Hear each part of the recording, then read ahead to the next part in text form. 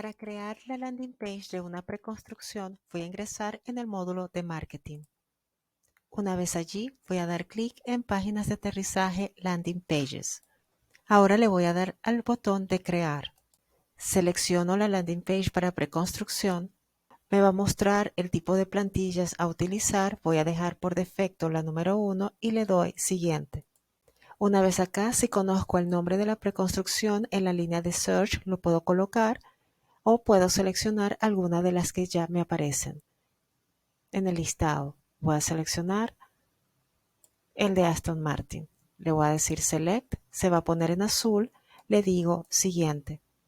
Puedo dejar el nombre por defecto para mi landing page o lo puedo modificar. Simplemente selecciono, borro y escribo el nuevo. Voy a dejar la que ya aparece, le digo Siguiente.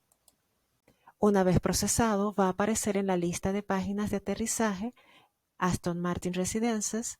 Lo puedo editar, puedo modificar el SEO de la landing page, puedo editar la imagen para compartir y puedo ver la landing page y en este caso al verla puedo compartirla en las landing pages, en las redes sociales. Voy a darle ver para compartirla. Una vez creada la landing page, puedo darle clic a cualquiera de estos tres botones para compartir en dichas redes sociales.